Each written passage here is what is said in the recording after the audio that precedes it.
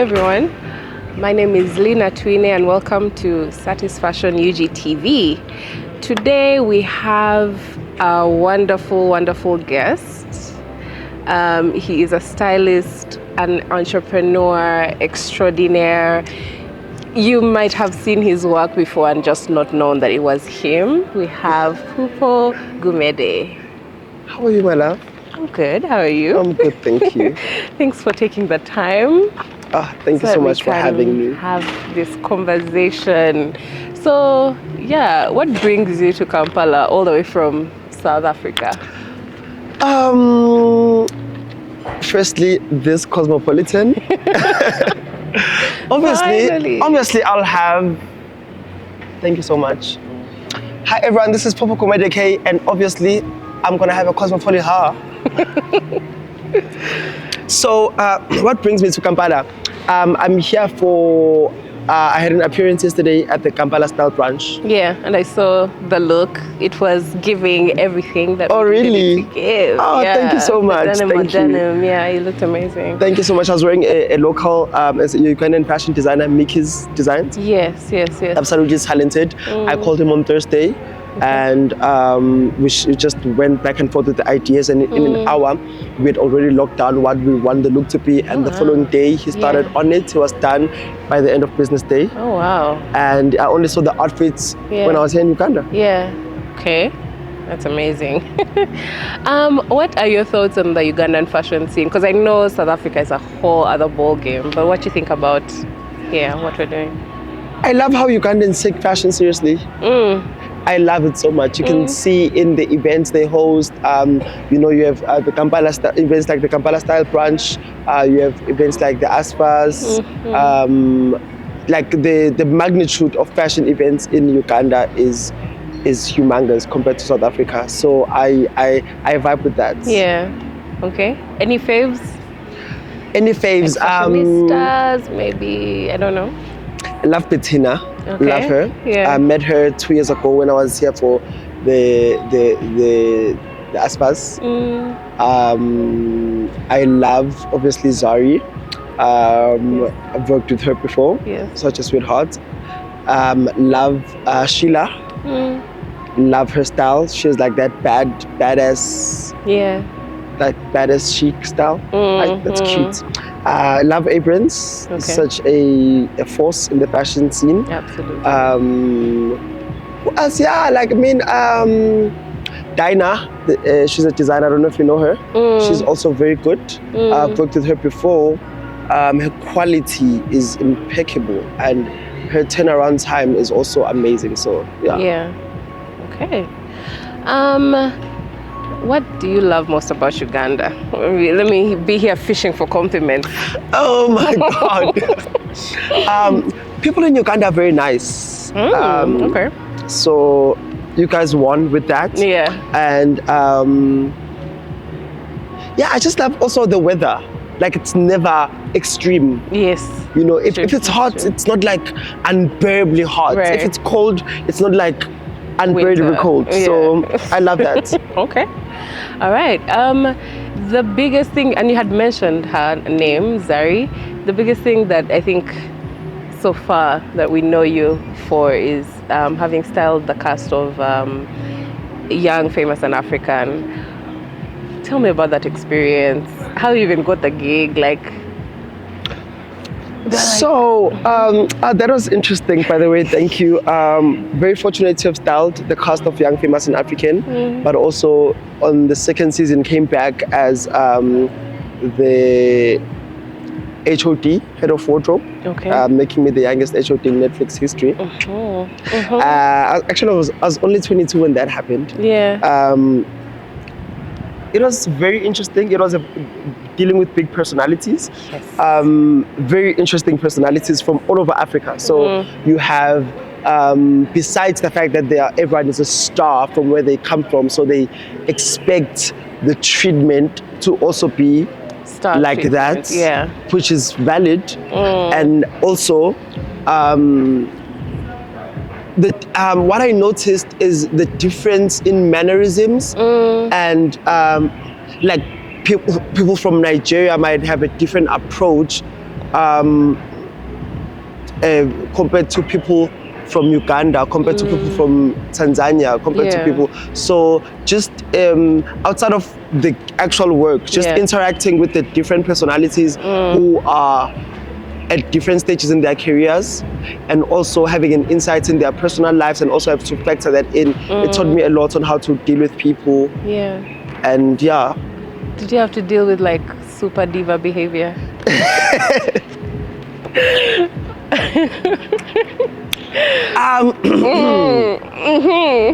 Well, actually, no. Oh, okay. No, that's the cast was very interesting.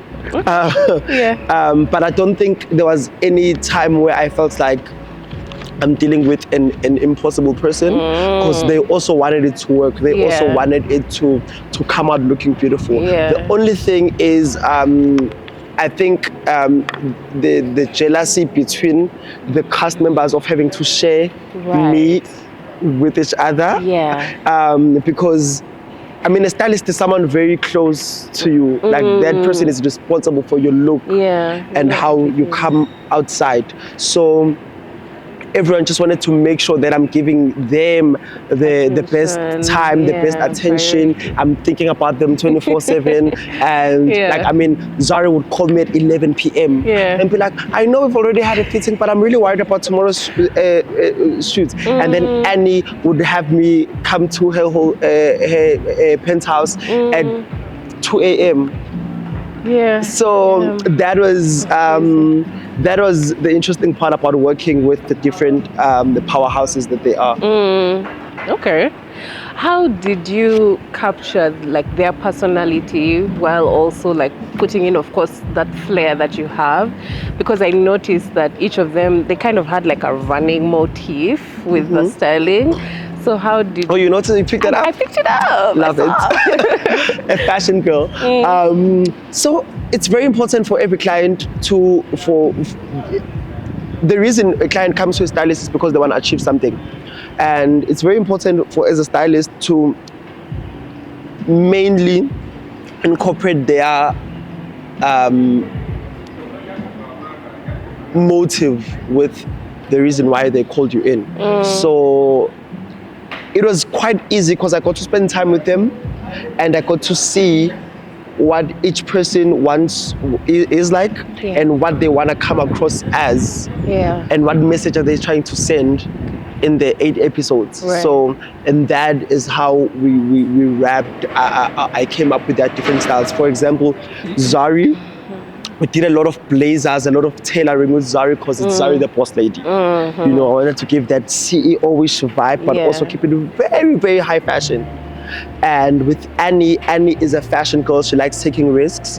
So I wanted to, you know, she likes doing edgy fashion. So I wanted to also incorporate that in her fashion. And with Diamond, you know, he's a star, he's a musician. And so I wanted to always keep it cool and keep it like very, actually, that is, this question reminds me of, in the first season, Diamond was very, like taking risks, but also wanting to keep it like very grown up. And in the second season, when he came, he said, Phupho, with the second, I'm releasing another album, and with this album, I need to come across as more youth-like.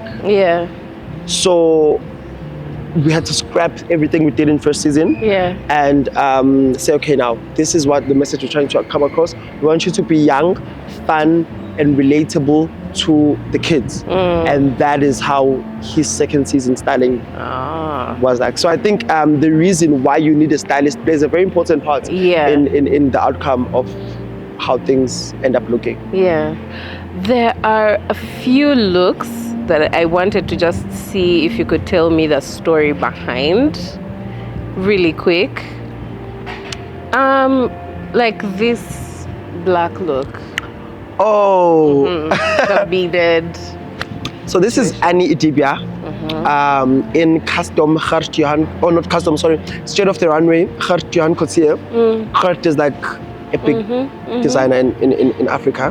And So I saw this look and I was like, oh, Annie would love that. But I was like, but how do we then elevate the look and also make it very like, not traditional, but very African. You know, she really loves that vibe of African. She's the African queen. So she loves always looking like something that is Kind of. is African coded. Yeah. So that's how I came up with these earrings and this head wrap. Okay. It's actually a Xhosa head wrap. Yeah. And Xhosa earrings. Wow. Okay. First diary look. Zari, the boss lady, is wearing Khothatso. Okay. Angel Gabriel designs. Okay. Such a talented young man from Pretoria.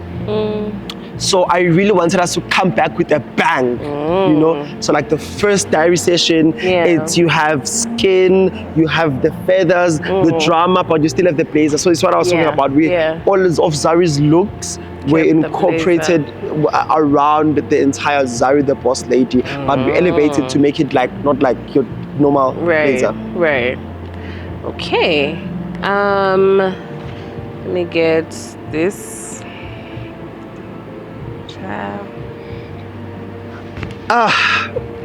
Two-Face Idibia in imprint. This was the polo event. Two-Face is a really simple man. It's so hard to get Two-Face to dress up. Okay.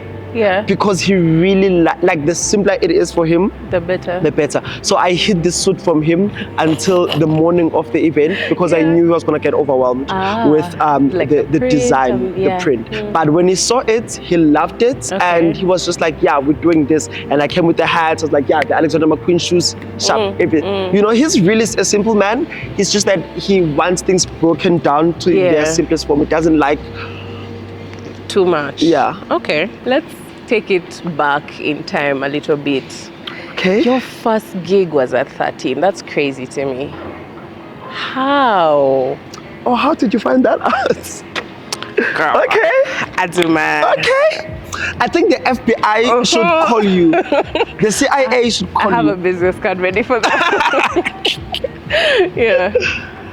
Oh yeah, that was my. It's so crazy. Oh my God, it's literally been 10 years. Oh my goodness. I always say to people, it takes a long time to become an overnight success. It does. It does. Yeah. And I think like you're one of those who has come into their success really early. So that's very interesting for. Yeah, people always feel like maybe like I just popped up, and I'm always just like, oh, if you knew, if you knew, you know. Yeah, my first gig, that was, I'd been trying to convince my sister to allow me to dress her for a red carpet for 2 years since I was 11. And in my head, it made sense that, yeah, I should dress you. So I'd do sketches and then this one time she actually loved one and then she had it made. And then it ended up on the red carpet at the Summers. Okay. I actually won my first best dressed. Okay. Wait, so Ayanda is your sister? Yes. Okay. I was wondering, I was like, oh, where did he bump into this personality to dress them up? Oh, I love how you say, where did you? Because right, like in an ideal world, in an ideal world, like a me and an Ayanda would not necessarily cross paths. So if we do, we would not necessarily create a strong friendship because of our different personalities. Like the things I like going out. I like, you know, and then she is more reserved. But yeah, we are siblings. Okay. And so you're a Nepo baby. Yeah. Okay. Yes, I'm a Nepo baby. I guess. Okay, there's an interesting thing that I found along the way. You had a stint in university for 1 year. Yes. Like, tell me about that thought process, because you come from like loving fashion and style and everything, and then you reach university and you're like, let me do biological science. And then you left? I think it was just the fear of, I love nice things. I love luxury. And not just, when I say luxury, I don't mean like brands, and I mean, just like, I love the finest thing is like in life. I need to sleep at the best hotels. I need to be in the most comfortable car. I need to, like, just naturally, I'm a person that loves quality. So I was scared that if I go into fashion, I might not have the funds to keep up with the life that I want. So the next best thing was doing biological science, so I could become a cosmetic surgeon. So I was like, oh, if I'm not going to be designing people's dresses, let me at least design their bodies. That's valid, by the way. Okay. And then what was the moment when you were like, okay, this is not working, let me leave? I just did not have time to be in fashion. Like, I've always been a fan of everything fashion related. I would stay up all night as a child watching fashion shows on fashion TV before the internet was like this huge. And I would like, if there's, for example, if there's Paris Fashion Week, I would stay up the whole night just to see who is wearing what, like, fresh. Yeah. You know, I remember Kim and Kanye's wedding week. I was up every night watching E-News because I was like, I want to see who is, what did they go to dinner in, what did, you know? So I did not have time to do that when I was in school. And I was like, oh, okay, then I can't. Like, I felt like I stopped living for a second. I was just existing like a robot. And, you know, it was just go to school, come back, study. Like, I did not have a life outside of that, and I hate not having a life. Okay, that's valid. I want to talk about that moment when you got the Forbes 30 under 30 call. What was that like? Unbelievable.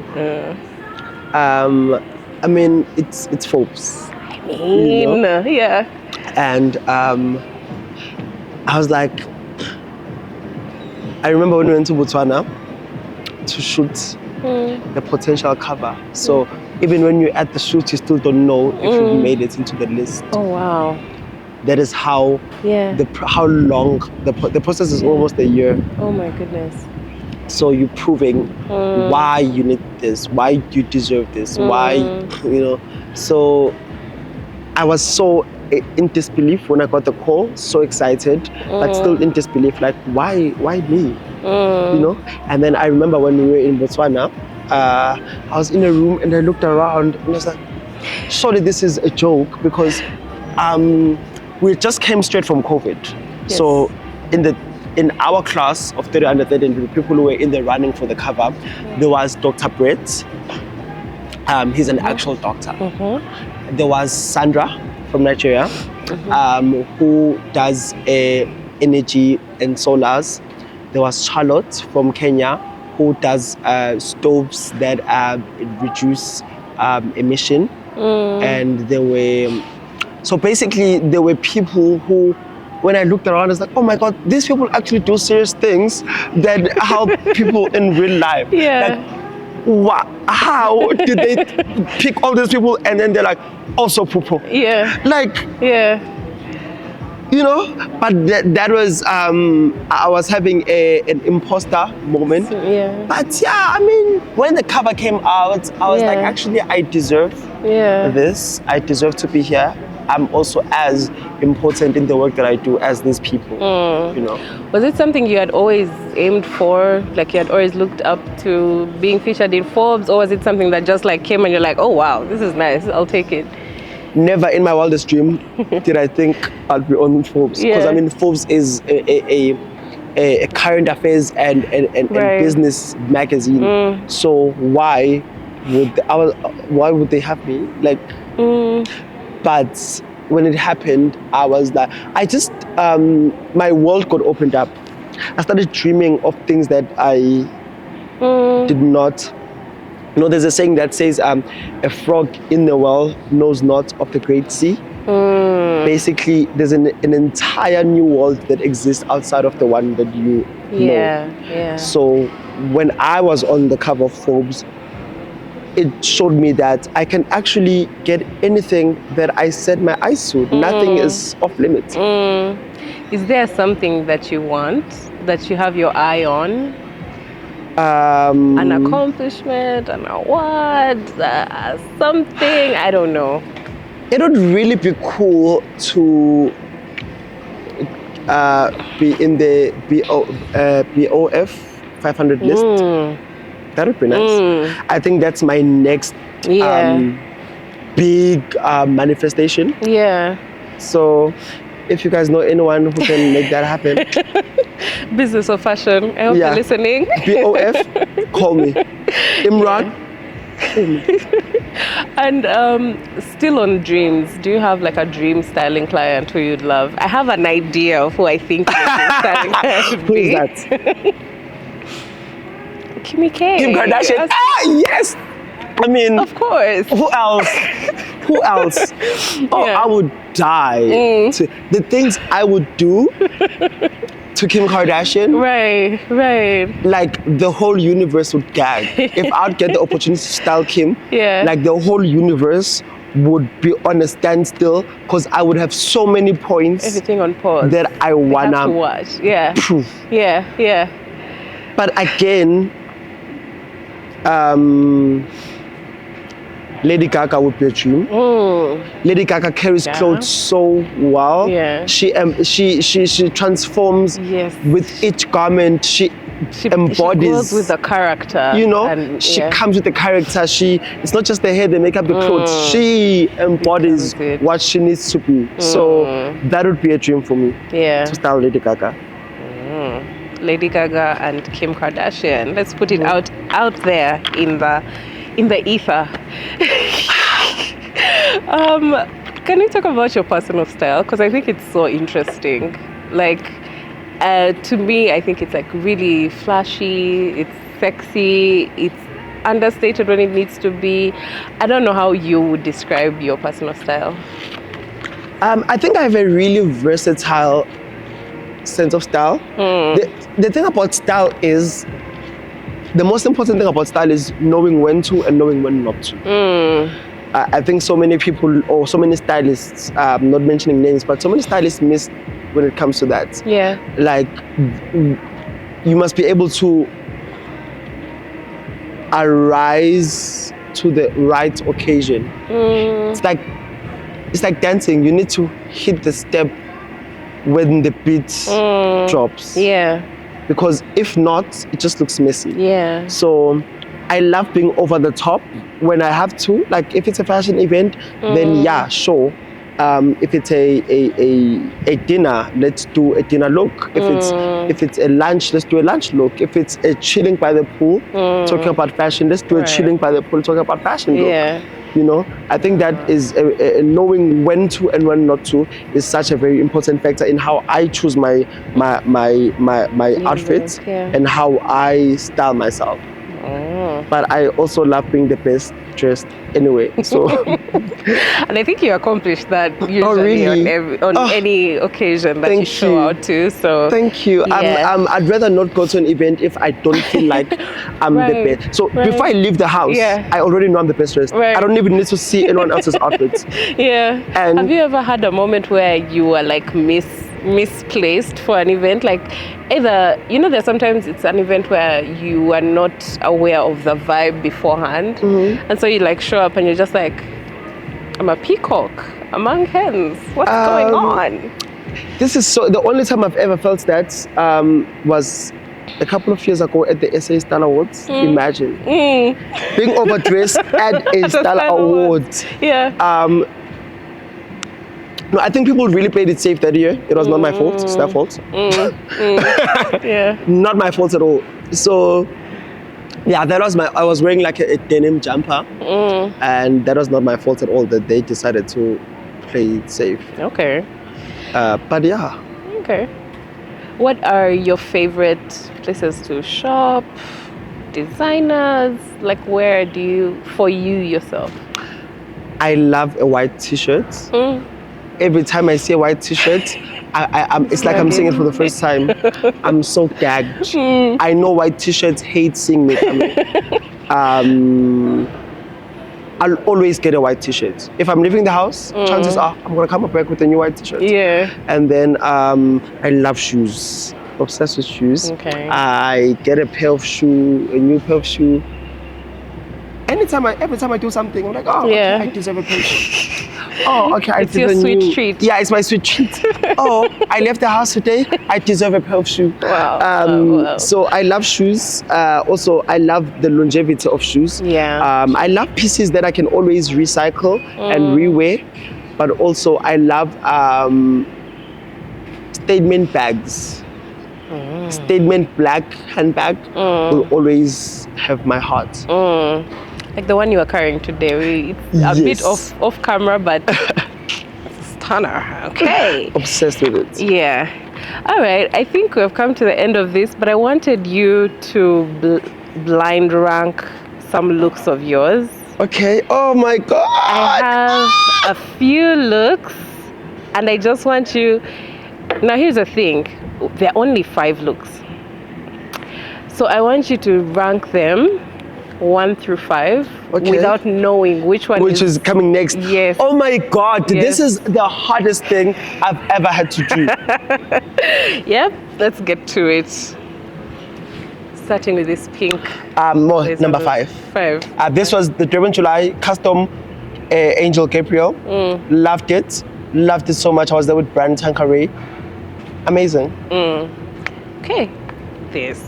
Oh, Yeah. Oh, the locals were gagged. The internet was gagged. I was gagged. Were you Like, when I gagged? saw that, I was just like, what do you mean? Like, this was amazing. I think this is number 1. Okay. Like this is a custom Malondi word for the Durban July. 80 hours, 6 people worked on it tirelessly. Everything was hand sewn and hand glued Wow. on my body. Yeah. I am obsessed. I love the interpretation of the theme because it was Ride the Wave, and we didn't do. I didn't want to do like the beach wave. I wanted to do the waves on a sino sub graph. Okay. So loved everything. Yeah. The fits, It the fact that gorgeous. this was so heavy, weight 25 kg, and I definitely did a workout that day. Yeah. Okay. It was a moment. It was a moment. Thank you. This? This is number 4. This is a custom, no, not custom. This is Marizo design of the runway. This was my birthday brunch. Loved this look. The theme was the Hamptons. I just loved everything about it, actually. Okay. How about this? Oh, the internet was gagged this day. Oh, the internet was gagged. The internet. All legs for days. Thank you. Let's start there. But then, tell me about it. Oh, Where would we put it? this I would have to say number 2. I was attending the L'Oreal Paris event, and I just want to say, I gagged even the girls at the event. Yeah. I personally think I was best dressed, not just best dressed man, but overall. best dressed overall. Oh yeah, you came for the girls. Oh no, I was not playing. Absolutely. I had one job, and I did exactly that. You came and you did not come to play. How about this one? Okay, this has to be number 3, but I'm Yeah. obsessed with this look. Custom Masango by Specially. It was the first time he was doing his monogram in his logo, but in like embroidered in beading. It's hand beaded. Yeah. So everything is hand beaded, and obsessed with the fits of it. I love how it just holds my body in, and also this was a business vibe. Like I was speaking at the Mail and Guardian summit, so it was a very important moment for me, and I'm so glad that I looked like that. Yeah. Thank you so much for Thank you so much for having me. There. It's been fabulous meeting you. You are a force. Thank you so much. Absolutely. Thank you.